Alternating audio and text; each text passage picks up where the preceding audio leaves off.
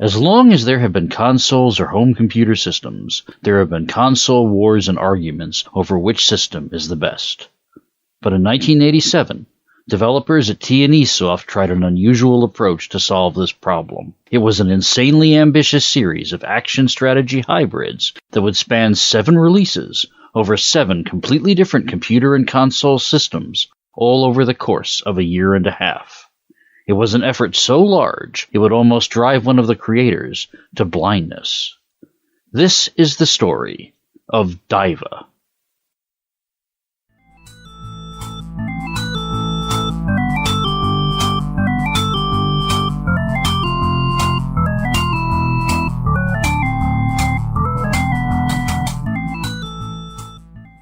It's the middle of May 1986 at T&E headquarters in Nagoya, Japan.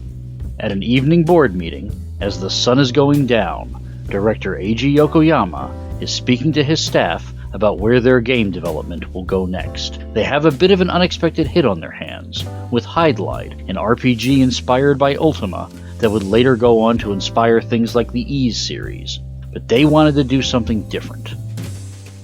Then the subject comes up. What about a strategy game? And then the room erupts in opinions. We should focus on action titles. Strategy games are too hard to keep track of. No, we should focus on strategy titles. Players want more of a challenge they could think through.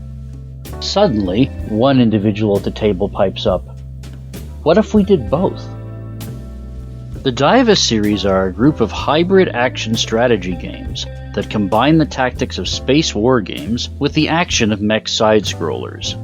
The first 5 games in the series play somewhat similarly. There are 3 modes: a grand strategy section where you can build fleets and manage colonies, a space battle mode where you must achieve the best positioning and wipe out enemy ships, and a side-scrolling mech section where you attack planets directly to take them over. The more resources you build in the strategy section, and the more ships you hold onto in the fleet skirmish sections, the more power-ups and resources you can use in the side-scrolling sections. One of the most unique things about the Daiva series is how multiplayer is handled. Say one player completes the game on one system, and then goes to a friend's house who has a different chapter of Daiva running on another type of computer entirely. The player who has completed the game can input a password which will bring in an incredibly strong fleet that they can join in the game with. Additionally, they become a second player for the side-scrolling mech sections, making those parts of the game much easier. Although Eiji Yokoyama is listed as the main designer of the series in the game credits, the actual designer of the games was another individual, Yasuo Yoshikawa. Speaking in an interview with John Sepeniak, he relates their reasoning for creating such an unusual series in such an unusual way. If we made a game for one system originally and then ported it to other systems, some players were guaranteed to complain that the port didn't take advantage of their system's capabilities. Conversely, if the ported system was inferior to the original system, the colors might look strange or something. So the players wouldn't be very satisfied. They feel that their own system is the best, but they have to play something that is less than the best. The idea behind Daiva was to create the best experience on the system that each player thinks is the best, and at the same time, encourage players to communicate with each other. Given the unusual nature of Daiva's concept, it makes sense that Daiva would have an unusual development process. While Yasuo Yoshikawa handled the strategy design of the first 5 games, each of the side-scrolling sections, for 6 of the 7 different chapters released, had a different person assigned to them, 1 developer per system. The 7th and final game in the series played quite differently due to extenuating circumstances that we'll get to a little bit later on. Part of the reason for this was that hardware manufacturers wanted T&E Soft to show off the unique capabilities of each of their machines. This caused a lot of variance in game design and feel, which we'll now take a look at in greater detail. For Daiva Story 1 for the PC-88, Because that system was older technology at this point, the designer for the side-scrolling sections of this chapter decided to concentrate on art design and atmosphere. Of all the games, the levels in Chapter 1 feel the most alien. For Daiva Story 2 for the FM77AV, the over 4,000 colors the system could display, as well as an FM chip, allowed for much better graphics and sound than the other releases. This allowed for a different approach to the side-scrolling, and it shows in the level designs, which move faster and smoother. There are a lot more levels in this chapter as well, 30 in total, and you can retry them if you fail without having to rebuild your fleet in the strategy section beforehand, making the action in Chapter 2 much less of a risk and much more of a focus. Daiva Story 3 for the Sharp X1 takes advantage of a slightly higher resolution than the PC-88 for the menu screens. It also sports some better load times. The UI for the side-scrolling section is a little clearer as well. This is a solid release, but there really isn't anything it does better or significantly differently than the other versions. The idea when developing Daiva Story 4 for the MSX was to take advantage of the unique sprite effects that standard of systems could produce. The biggest strength to this chapter, though, is the gameplay. Of all the releases, this one was the most fun to play. The mech feels incredibly responsive, and the addition of some gameplay elements in some levels, like landing on a high platform before dropping to the ground, go a long way in making these incredibly difficult sections much more manageable. At the time of development of Daiva Story 5 for the MSX2, that system had not yet been finalized. All T&E Soft had to work from was a circuit board. Because of this, there are much longer load times here than in any other chapter. However, it retains the responsiveness in the side-scrolling sections that its immediate predecessor had. It moves fast and plays well. Since Story 6 was developed for the Famicom, it had an almost completely different design philosophy. Considering that the audience would probably be younger, the systems were simplified, and the side-scrolling levels scroll automatically and play a bit slower and less chaotically. Finally, to tie everything together in a big finale, Daiva 7 would be a grand strategy game, and would eliminate the action elements entirely, instead massively developing the wargaming elements and letting you do things like assign ships to individual planet orbits. Daiva's development was not without its speed bumps. Notably, it was released out of sequence.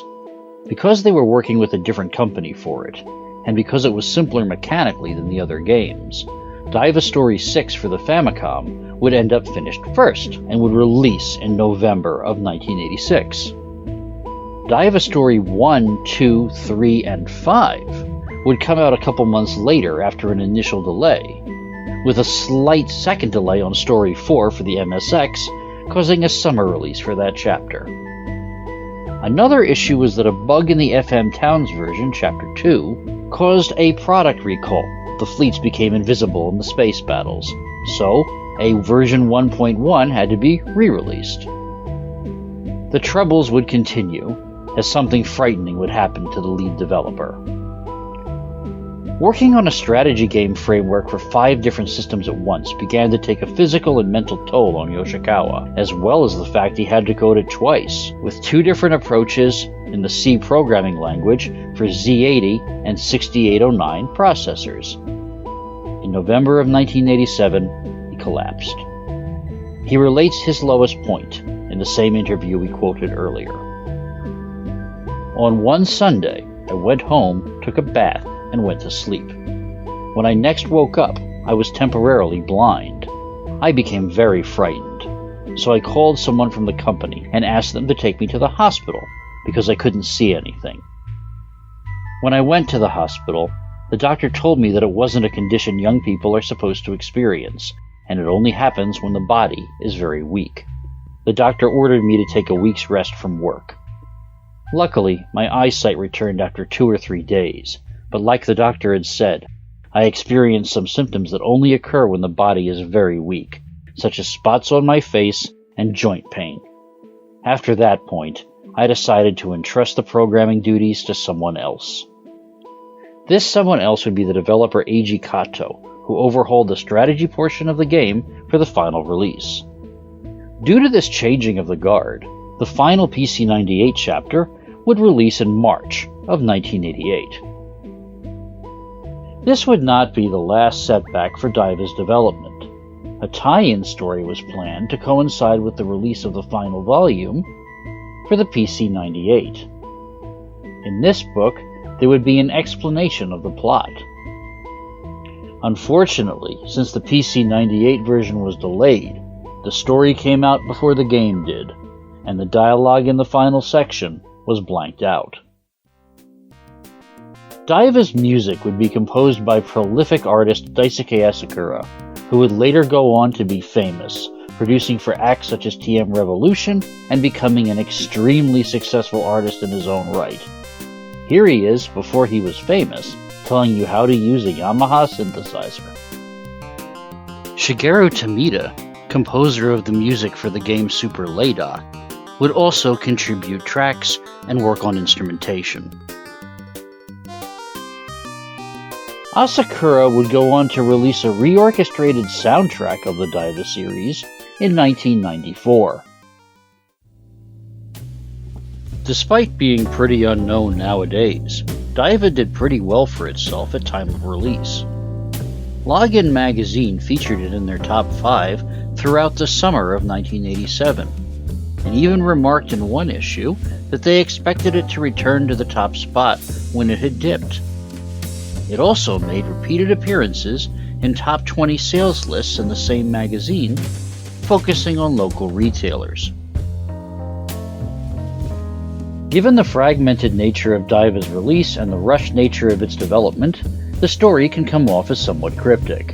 In the interest of summarizing it, I compiled as much lore as I could from multiple sources, including the Daiva Story 7 manual, which summarizes the stories of the previous games, as well as a Daiva fanbook that was released, that provides some small details about the characters and universe. Additionally, I gathered as much art as I could that was officially produced for this series, but have occasionally had to use Creative Commons images or generate things in Blender for the sake of being visually coherent during explanation. If you care about spoilers, there are some fan translations you can seek out. Daiva Story 6 has a solid and recent fan translation, and Daiva Story 4 has a much older one. That being said, to the best of my ability, here is the collected lore of Daiva. Please keep in mind that this is a Japanese game based on Indian mythology, so the pronunciations will be all over the place. It's the far future, in the Mautrian year of 3721. The Vishnu universe is in chaos from the assassination of the Golden Emperor Manu and the disappearance of the planet Arjuna. The survivors whisper of someone hiding out in the stars who is most likely responsible for all of this, a former general of the Imperial fleet named Shiva Rudra. Now, 7 men must overcome their terrible fates, confront Shiva Rudra, and find their place in the universe. Daiva's main characters differ with each individual release. The first concerns Rushanapati, a planetary governor who had decided to isolate their people after the death of the Emperor. Unfortunately, his efforts would prove fruitless, as everything would be destroyed by Vlitra, a gigantic bioweapon in the shape of a translucent dragon. Losing his family in the destruction, he escapes on a shuttle and takes over the fleet he is rescued by. He encounters a second, larger fleet that has no affiliation he can recognize, led by someone calling themselves Krishna Shark. From Krishna, Rushana learns that his planet was chosen as a test fire for the Vlitra bioweapon. He pursues the dragon, tracking it down and destroying it. Later on, he finds out about a cult on the planet Tran, worshipping the god Ashura, that is led by Shiva Rudra. He heads there to find out more, and we'll get back to him in a little while. Story 2 concerns Amitabha, an aristocrat from the planet Antana. The death of the Emperor has led to tons of small skirmishes across the galaxy. Amitava's planet gets caught up in one between the remnants of the Imperial fleet and a group calling themselves the Xi'an Pirates. In his attempts to escape the chaos, Amitava's ship is attacked and his wife Sati is kidnapped. Believing the pirates to be responsible, he hunts them down across the galaxy, only to find out from one of their captains that they had nothing to do with it, and that Shiva Rudra is the real culprit. Amitava tracks down Shiva to an alien planet, but Sati is murdered in front of his eyes. However, upon returning to his ship, he is haunted by visions of a woman who looks just like Sati, calling herself Durga, and beckoning him to the Nersartia twin planets, a system he has never heard of.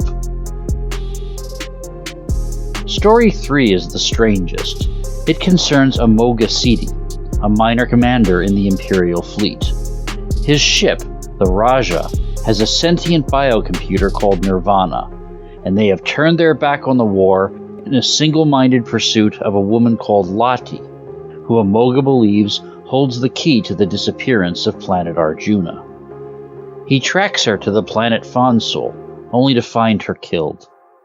He is then killed himself immediately afterwards, only to find himself mysteriously resurrected in a cell with a stranger standing over him. We'll return to them in a bit. Story 4 concerns Rotona, a fighter pilot. Betrayed by his best friend, he searches for him to find out the reasons why. He is able to uncover that his friend had ties to a cult worshipping the god Ashura, the same cult mentioned in Chapter 1. He heads to Tron for more information, and is able to find his friend, but is forced to kill him in a standoff. Captured immediately afterwards, he awaits death, only for lasers to rain down from the sky and for him to be rescued by Rushanapati, the protagonist of Chapter 1. They join up and head towards the Nersartia twin planets, where they believe they will find Shiva Rudra. Story 5 is where we start getting some answers. It concerns Aksho Bir, who despite looking like an old man, is only 26. Because anime. He is a scientist who has created a resurrection medicine called the Cup of Soma. He was also driven from his home planet of Arjuna right before it vanished. Towards the end of his research, he hired an assistant to help him with the Cup of Soma, but she began to act incredibly strangely and vanished. But not before telling Aksho that she had the blood of Ashura within her. This is Lati, the same person Amoga Siddhi was searching for. While investigating the Empire's reasoning for wanting the Cup of Soma, Aksho discovers that giant bioweapons are being developed using the blood of a people on the planet Fansul called the Sura tribe. Taking the cup, he goes there to find Lati, but he is too late. Lati has been killed by the tribe a while ago. Captured and thrown in a cell, he decides instead to use the Cup of Soma on the corpse next to him, who turns out to be Amoga Siddhi. Together, they escape and return to Amoga's ship. Amoga's computer Nirvana has determined that the best place to find out what's going on would be the Nersartia twin planets, and they head there to find answers. Story 6 is about Matari Shuban, the leader of the Xi'an pirates we encountered way back in Story 2. He is prophesied to become emperor, and is one of the witnesses to the disappearance of Arjuna. Fighting his way across the galaxy, he encounters Amitava and tells him where to find Shiva Rudra, and also meets with Krishna Shark, who tells him that his destiny lies at the Nersartia twin planets. That one was of course the Famicom game, so the plot is a bit less detailed than the other entries. Story 7 finally gives us information on the mysterious Krishna Shark. He's got amnesia, and is something more than human and thousands of years old. As he fights the Imperial fleets and gives information to his new friends, all the fleets begin to converge, and everyone finds themselves in front of the Nersartia twin planets. The climax of the story goes like this. All fleets converge on the same point, only for everyone to find themselves face to face with 3 Vlitras and Shiva Rudra's gigantic fleet. Matari is able to use his skills as a pirate to sneak past one of the dragons, but there's still the fleet to contend with. Because everyone is losing, Krishna rams one of the dragons, and a significant portion of space is enveloped in a giant white light. Ratona and Amitabha, having infiltrated past the dragons with Matari, take advantage of this to sneak onto Shiva's flagship to destroy it and end things, but they are captured and brought before Shiva himself. After gloating for a bit about his Vlitra bioweapons and their destruction of multiple planets, he shows them Durga, an artificial human made in the image of Sati. However, upon seeing Amitabha, Sati's memories resurface inside of her, and she immediately mortally wounds Shiva Rudra on the spot. Our heroes are able to blow up the flagship, but not before a dying Rudra decides to kill everyone by detonating the remaining Vlitra outside. As the space dragons explode, though, they are all enveloped in the same white light from before, covering everyone and everything. It's Krishna Shark who has survived and regained his memory. He beckons our protagonist down to the Blue Twin Planet, where everything will be explained. This was the section that the tie-in story had blanked out earlier. On the planet, he explains that the whole war was the result of an eternal struggle between 2 factions, the Devons and the Asherans, worshipping 2 separate gods. With the last Asheran gone and the cult destroyed, the Devons are victorious. He dissipates, but not before wishing Amitabha and Durga well and hinting at Matari's future role as emperor. It's a little rushed and disappointing, with things like the truth behind the disappearance of Arjuna and the pirate becoming an emperor left for future sequels that never came. But given the circumstances, can understand why it would come out in such a way. It's not deliberately stated by the text, but it's heavily implied that Krishna was the god Kamadeva in human form. And that's it. That's the story. Again, this would have been incredibly difficult to piece together at time of release.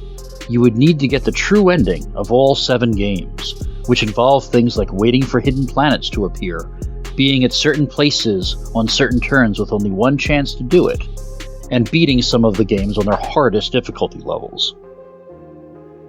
You would have to read the tie-in story, and then you'd have to read the tie-in story again, because the ending was blanked out the first time. And then you'd have to read the accompanying manga for some of the finer points. The Daiva series would see 2 compilation re-releases, the first in 2003, called Daiva Chronicle, and an updated version of that same game in 2019, with additional HD support. T&E Soft would eventually find that different direction and stick to it for a number of years as a developer of golf games throughout the 1990s. Unfortunately, though, a series of bad business decisions, including a merger with a theme park company, a partnership with another company who would become involved in an insider trading scandal, and the failure of Virtual Hide Live would cause the company to break up and collapse. Yasuo Yoshikawa would go on to work for Konami. The last game I could find credits of him working on was Powerful Golf for the Nintendo DS. Because of all this, it's unlikely we'll ever see a revival of the Daiva series. Not unless it's a golf game. See you next time.